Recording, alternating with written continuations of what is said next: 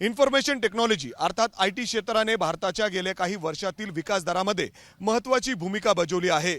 मध्यम वर्गांसाठी देखील IT क्षेत्राने महत्त्वाची भूमिका बजावली आहे आणि भारताबरोबर जगभरात IT क्षेत्रातील भारताचे जे IT इंजिनियर्स आहेत सध्या काम करतायत।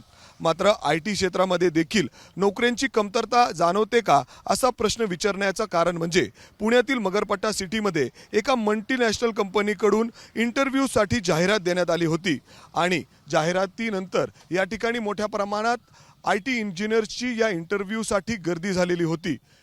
याच मगरपट्टा सिटीतील UPS या कंपनीमध्ये फक्त 50 जागांसाठी या ठिकाणी वॉक इन इंटरव्ह्यू बोलवण्यात आलेलं होतं। मात्र या 50 जागांसाठी तब्बल 5000 IT इंजिनियर्स या ठिकाणी आलेले होते। याच ठिकाणी रस्त्याच्या दुतर्फा त्यांनी मोठी रांग या ठिकाणी सकाळपासून लावलेली होती। फक्त 50 जागांसाठी तब्बल 5500 विद्यार्थी अर्थात IT इंजिनियर्स फक्त पुण्यातूनच नाही तर इतर राज्यातून देखील या ठिकाणी आलेले होते। आपण बघतोय हीच ती मोठी IT कंपनी आहे आणि याच IT कंपनीच्या बाहेर त्यांनी अशा पद्धतीने मोठी रांग लावलेली होती आणि त्यानंतर हा संपूर्ण व्हिडिओ सोशल मीडियावर चांगलाच व्हायरल झालेला आहे।